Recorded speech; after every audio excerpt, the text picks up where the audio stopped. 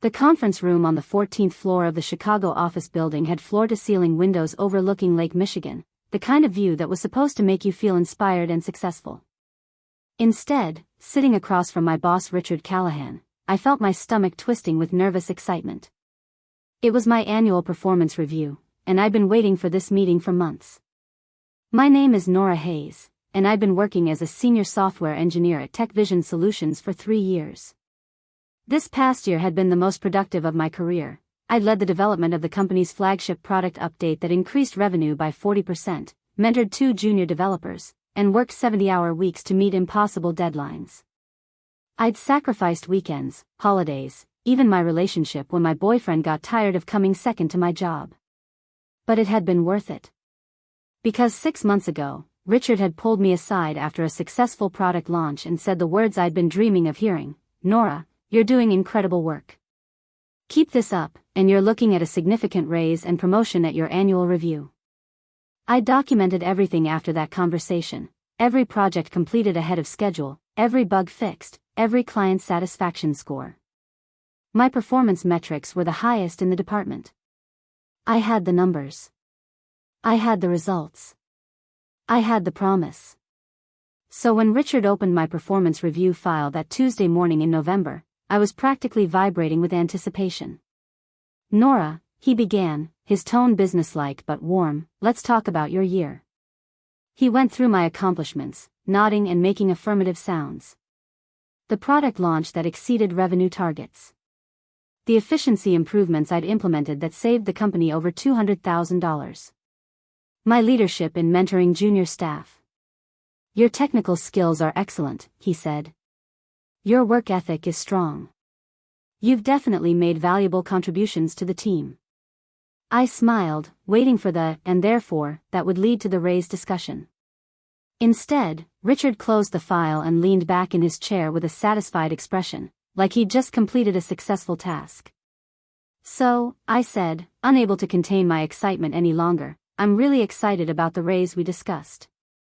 After this year's results, I think I've demonstrated." Richard's expression shifted. A small smile played at the corner of his mouth, the kind of smile that made my blood run cold even before he spoke. He chuckled. Actually chuckled. "What raise?" he said, his tone almost amused. I blinked, convinced I'd misheard. "The raise you mentioned 6 months ago. After the product launch. You said if I kept up my performance." "Oh, that." He waved his hand dismissively. "Nora, that was motivational speaking. I was encouraging you to maintain your productivity. You can't seriously have thought I was making a formal promise." The room tilted. Motivational speaking? "Look, you did good work. That's what we pay you for. But the company's budget is tight right now. We're not giving out raises this year except in exceptional circumstances." My revenue contribution was 40% above target, I said, my voice shaking slightly. I worked 70-hour weeks. I led the most successful product launch in company history. If that's not exceptional. "It's good work," Richard interrupted, and his tone had shifted to patronizing. "But it's your job. That's what you're supposed to do. We can't reward people just for meeting expectations." Meeting expectations? I exceeded every metric by. "Nora, I'm going to be honest with you." He leaned forward, folding his hands on the table with the air of someone about to deliver hard truth. "You're a solid engineer. But you lack the leadership presence for advancement right now. You're too emotional. Too focused on validation. If you want to grow here, you need to develop a thicker skin and stop expecting praise for doing your job." I sat there, stunned into silence. Emotional. Focused on validation. These were code words I'd heard before, the kind of gendered criticism that got thrown at women who advocated for themselves. "I have documentation," I said quietly. "From our conversation 6 months ago." I took notes. "You specifically said significant raise and potential promotion."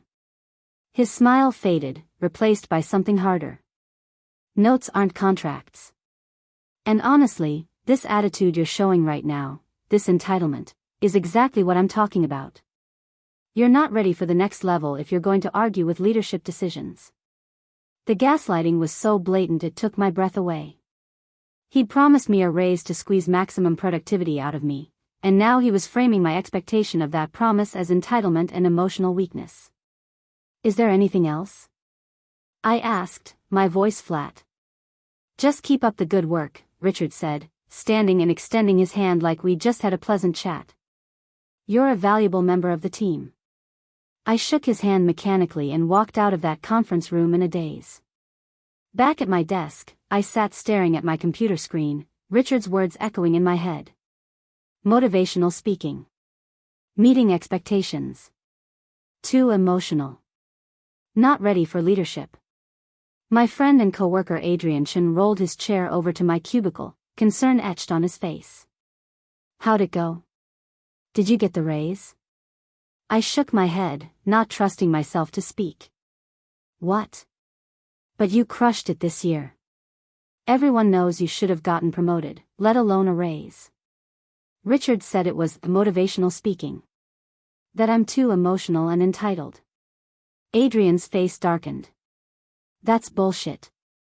You know Marcus got a 15% raise last month, right? I looked at him sharply. Marcus was another senior engineer, same level as me. For what? For showing initiative on the back-end optimization project. You know, the one where you did 80% of the actual coding and he took credit in the presentation to the VP? The anger that had been simmering burst into full flame.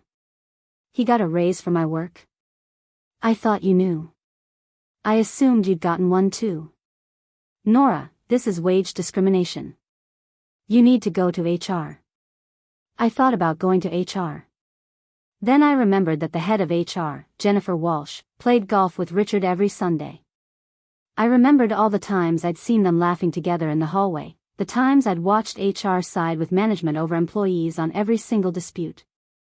Going to HR would accomplish nothing except painting a target on my back. I need to think, I said. That night, I went home to my small apartment in Wicker Park and did what I always did when I needed to process something. I documented everything. Every email from Richard praising my work. Every metric showing my performance. Every promise made and broken. Every project where I'd done the work and someone else got the credit.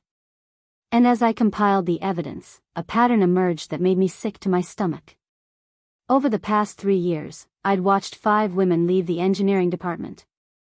All of them talented. All of them had complained privately about being passed over for promotions, about their work being credited to male colleagues, about promises made and broken. I'd been so focused on keeping my head down and working harder that I hadn't seen the pattern. But now it was undeniable. TechVision Solutions had a systemic problem. And Richard Callahan was at the center of it. I pulled up the employee handbook and started reading through the sections on discrimination and retaliation. Then I did something I'd never done before. I started looking at job postings at competing companies. Within an hour, I found 3 positions that matched my skills, all offering 30 to 40% more than my current salary. One was at Apex Technologies, TechVision's biggest competitor, for a lead engineer position with a signing bonus. I stared at that job posting, my mind racing. What if I didn't just leave? What if I documented everything, built an airtight case, and then used it as leverage? My phone buzzed. A text from Adrian. FYI, just heard Richard telling someone you didn't take feedback well in your review. He's already setting up the narrative in case you complain. Be careful. I read that text 3 times, feeling something cold and sharp settle in my chest. Richard wasn't just denying me a raise. He was actively working to undermine me, to discredit me before I could even fight back. He thought I was too emotional. Too focused on validation. Not leadership material. He was about to learn exactly how wrong he was. I opened my laptop and started drafting an email. Not to HR. Not to Richard. But to the CEO of Apex Technologies, a woman named Sarah Chen who'd spoken at a tech conference I'd attended last year about the importance of recognizing and retaining top talent. The email was professional but direct. I outlined my experience, my achievements, and my interest in their lead engineer position. I attached my portfolio of work, the projects that had made TechVision millions, all documented with my name on the code commits. Then I added one more paragraph. I'm currently employed at TechVision Solutions but seeking new opportunities due to concerns about compensation equity and recognition. I have 3 years of documentation showing consistent overperformance without corresponding advancement. I believe my skills and track record would be a strong asset to Apex Technologies, and I'm prepared to discuss how my expertise with TechVision systems could provide valuable competitive insights. That last line was a calculated risk. I wasn't offering to share trade secrets, that would be illegal and unethical.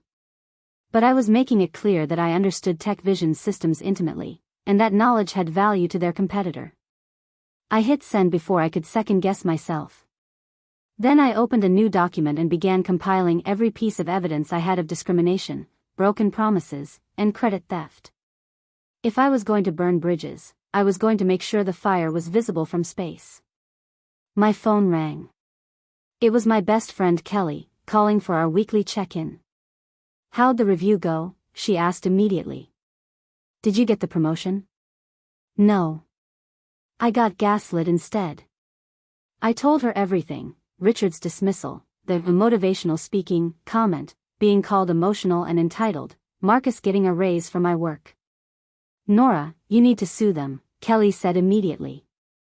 She was a lawyer, and she'd been warning me about TechVision's culture for months. "I need to be strategic," I said. "If I sue now, I'll spend years in litigation while my career stalls. But if I line up something better first, document everything, and then file complaints on my way out the door? They can't retaliate against someone who's already gone."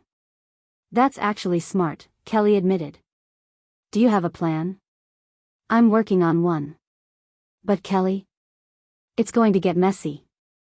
"Good," she said fiercely. "They deserve messy. Show them exactly what they lost when they decided to screw you over."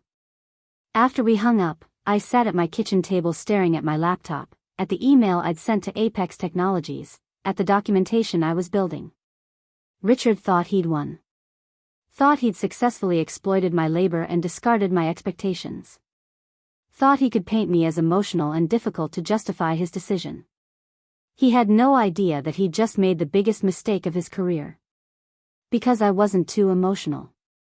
I wasn't focused on validation. I was focused on results. And the result I wanted now was to watch Richard Callahan realize exactly what it cost to underestimate me. The response from Sarah Chen at Apex Technologies came at 7:23 a.m. the next morning, less than 12 hours after I'd sent my email. I was sitting at my kitchen counter, coffee in hand, when my phone pinged with a notification. "Nora, your email arrived at an opportune time. We've been following TechVision's product launches, and your work on the Streamline project particularly impressed us. Would you be available for a conversation today? I'm attaching our standard compensation package for the lead engineer role. I think you'll find it competitive. Sarah." I opened the attachment. The base salary was 45% higher than what I currently made. The signing bonus alone was more than I'd saved in 3 years. Stock options. Full benefits. And something I'd never had at TechVision, a clear promotion path with defined criteria. My hands shook as I typed my response. "Sarah, I'm very interested. I can speak today during my lunch hour. Thank you for the quick response."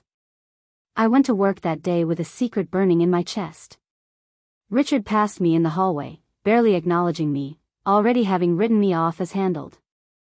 Marcus gave me a condescending smile when I walked by his desk, clearly having heard something from Richard about my attitude problem. None of them had any idea what was coming. At noon, I walked to a coffee shop 3 blocks away from the office and called Sarah Chen. The conversation lasted 45 minutes. She asked detailed technical questions that showed she'd actually read my portfolio. She asked about my leadership experience with the junior developers I'd mentored. She asked what I was looking for in my next role. "Honestly," I said, I'm looking for a place where my contributions are recognized and compensated fairly. Where promises made are promises kept. And where I can grow without having to fight for every inch of respect. There was a pause. We had another engineer leave TechVision about 6 months ago. Said something similar. Is there a pattern there? Yes, I said bluntly. Particularly for women engineers. I have documentation, if you're interested. I am. Very interested. Nora, I'm going to be direct, we want you. We've been trying to recruit top talent from TechVision for years. I can make you an offer today if you're ready. My heart pounded. What kind of timeline are you looking at? We'd want you to start as soon as possible. I know there's typically a 2-week notice period, but we're prepared to compensate you for any complications that arise from a faster transition. Can I think about it overnight? Of course. But Nora? Don't sell yourself short. You're worth more than they've been paying you. A lot more. After we hung up, I sat in that coffee shop for 10 more minutes, staring at nothing, my mind racing. This was real. I could actually leave. I could take a job that paid what I was worth, work for someone who valued talent over politics. But leaving quietly felt wrong. It felt like letting Richard win, like allowing him to continue exploiting other engineers the way he'd exploited me. I pulled out my phone and called Kelly. I have a job offer, I said without preamble. 45% raise, lead engineer position, Apex Technologies. Kelly screamed so loud I had to pull the phone away from my ear. That's amazing. Are you taking it? Yes. But I want to make noise on my way out. I want to file a formal complaint, document everything, make sure there's a paper trail. Do it, Kelly said immediately. File with the EEOC for wage discrimination. Document the pattern of women being pushed out. And Nora? Take copies of everything before you give notice. Once they know you're leaving, they'll lock you out of the systems. That afternoon, I went back to the office with a plan. I had a week of accrued vacation time I'd never used. I requested it starting immediately, citing personal reasons. My manager approved it without question. Richard had probably told him I needed time to adjust my attitude. Perfect. It meant I had a week where I was still employed, still had access to company systems, but wasn't expected in the office. I spent that week building my case. I compiled 3 years of performance reviews, all excellent. Email chains where Richard praised my work effusively. Documentation of projects where I'd led the development but credit went to male colleagues. Salary data showing male engineers with equivalent or lesser performance being paid 20 to 30% more than me. Then I found something that made the whole picture crystal clear, an email thread from 18 months ago where Richard had discussed my performance with the VP of Engineering. Richard, Nora's carrying the whole Streamline project. She's easily our top performer this quarter. VP, great. Should we talk about promotion? Richard, not yet. She's still got 3 years until she's fully vested in her stock options. If we promote her now, we lose leverage. Let's keep her motivated with positive feedback but hold off on substantial advancement until after her options vest. She's too valuable to risk losing right now, but we can maximize her output this way. I read that email 5 times, my rage building with each pass. They deliberately withheld advancement because I was too valuable at my current level. They'd calculated exactly how to exploit my labor while minimizing their costs. This wasn't just a broken promise. It was systematic wage theft dressed up as business strategy. I forwarded that email to my personal account, along with 50 other pieces of damning evidence. Then I drafted my formal complaint to the EEOC, detailing 3 years of wage discrimination, credit theft, and retaliation. On my last day of vacation, I called Sarah Chen back. I'm accepting your offer, I said. When do you need me to start? Monday work for you? It was Wednesday. That gave me 5 days. Perfect.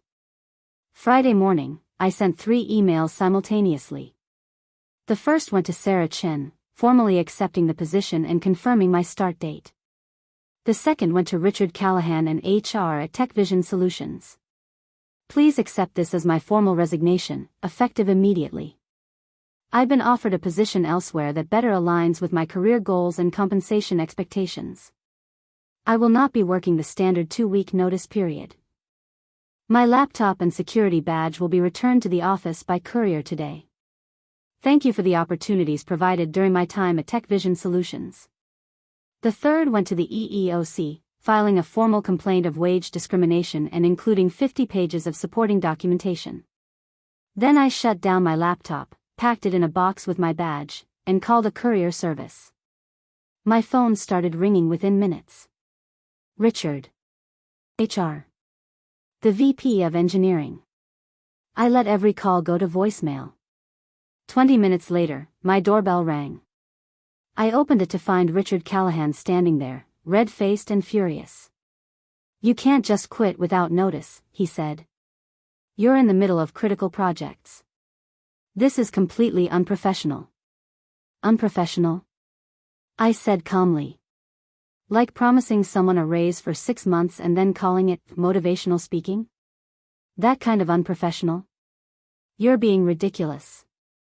This is going to hurt your career." "My career?" I laughed. "Richard, I just accepted a lead engineer position at Apex Technologies. They're paying me 45% more than you were, giving me a signing bonus, and actually respecting my work. My career is going to be fine." His face went from red to white. "Apex?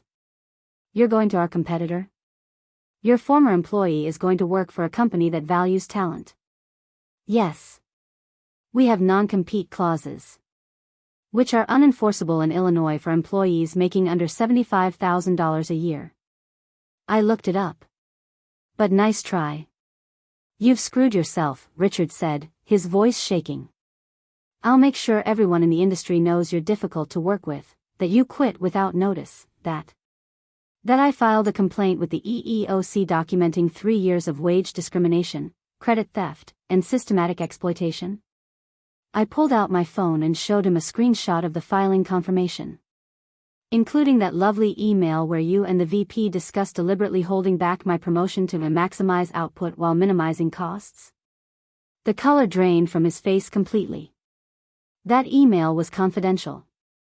That email was evidence of labor law violations. "See you in Discovery, Richard. I'll be sure to bring copies of everything." I closed the door in his face. Within an hour, I got a call from TechVision's head legal counsel, demanding I sign an NDA and settlement agreement. I forwarded the call to Kelly, who informed them in her most professional lawyer voice that her client would not be signing anything and looked forward to the EEOC investigation. Then the calls started coming from other women who'd worked at TechVision. Word had spread fast in the tech community. 3 former employees reached out asking if they could add their experiences to the complaint. 2 current employees asked how to document their own cases. The EEOC investigation moved forward. TechVision's lawyers tried to settle quietly, offering money in exchange for silence. I refused. This wasn't just about me anymore. Monday morning, I walked into Apex Technologies for my first day. Sarah Chen greeted me personally, introducing me to my team, a diverse group of engineers who actually seemed excited to have me there. "We're glad you're here," Sarah said. "And Nora? What you did, standing up to TechVision. That takes courage. We value that here." Within 3 months, my team at Apex had shipped a product update that directly competed with TechVision's flagship offering. The reviews noted it was more intuitive, more efficient, and clearly built by engineers who understood user needs. I didn't have to point out that I'd been the lead architect on TechVision's version before they decided I wasn't worth a raise.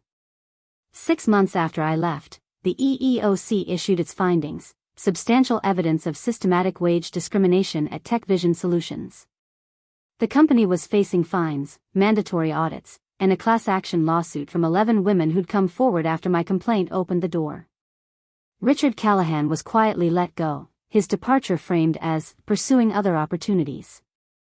Marcus, who'd gotten a raise for my work, had his compensation adjusted downward during the company-wide audit. The VP of engineering who'd strategized about maximizing my output while minimizing costs? Also gone. TechVision's stock price took a hit. Their reputation in the industry suffered. Recruiting became difficult when candidates could Google their discrimination scandal. Meanwhile, I was thriving. Leading projects. Mentoring junior engineers who were actually paid fairly. Getting recognized and compensated for my work. Living proof that you don't have to accept being undervalued. 1 year after that performance review where Richard had laughed at the idea of giving me a raise, I got a LinkedIn message from him. "Nora, I hope you're doing well. I wanted to reach out and apologize for how things ended at TechVision. I made some mistakes in how I handled your compensation, and I take responsibility for that. I'm consulting now, and I've learned a lot about the importance of recognizing talent. I hope there are no hard feelings." I stared at that message for a long time. No hard feelings. As if he hadn't gaslit me, stolen credit for my work, and systematically underpaid me for 3 years. As if his mistakes hadn't been calculated strategy to exploit my labor. I typed out a response. "Richard, I appreciate you reaching out. However, what happened wasn't mistakes in handling compensation. It was systematic wage discrimination and deliberate exploitation documented in emails where you and leadership strategized about keeping me underpaid to maximize output while minimizing costs. That's not a mistake, that's a choice. I've moved forward with my career and don't hold on to anger, but I also don't have any interest in maintaining contact. I hope the EEOC investigation taught you something valuable about respecting employees. Best of luck with your consulting. Nora." I didn't hit send immediately. Instead, I forwarded it to Kelly. "Too harsh?" I texted. "Too nice," she responded. "But it's perfect. Send it." I hit send and blocked him immediately after. That evening, I was working late at Apex, by choice, not necessity, when Sarah stopped by my desk. "Nora, got a minute?" We went to her office, where she handed me an envelope. "Your 1-year review," she said. "Normally we do these in the conference room, but I wanted to tell you personally, you're getting promoted to principal engineer. 20% raise, expanded leadership role. You've earned it." I opened the envelope. Everything she'd said was there in writing. Clear. Documented. No motivational speaking. No gaslighting. Just recognition of actual work and actual advancement. "Thank you," I said, my voice thick with emotion. "Thank you," Sarah replied. "You took a risk coming here. You stood up for yourself when it would have been easier to stay quiet. That's the kind of leadership we need." That night, I texted Adrian, who still worked at TechVision. "How are things there?" "Disaster," he replied. "Major audit happening. Richard's gone. Marcus is pissed about his pay cut. Everyone's afraid to say anything. But hey, silver lining, they're actually hiring more women now and the salary bands are finally transparent. Your complaint changed things." I stared at that message, feeling something settle in my chest. Not vindication exactly. More like completion. I'd walked into that performance review expecting a raise I'd earned. Instead, I'd been dismissed, gaslit, and underestimated. Richard had thought he could exploit my labor indefinitely. Thought he could deny me compensation and face no consequences. Thought I was too emotional, too focused on validation, not leadership material. He'd been wrong about everything. I wasn't too emotional. I was appropriately angry at injustice. I wasn't focused on validation. I was focused on fair compensation for excellent work. And I wasn't lacking leadership presence. I'd led a charge that changed an entire company's culture and held powerful people accountable for their actions. Sometimes the best response to "what raise" isn't to argue or beg. It's to leave, succeed spectacularly, and make sure everyone knows exactly what they lost when they decided you weren't worth investing in.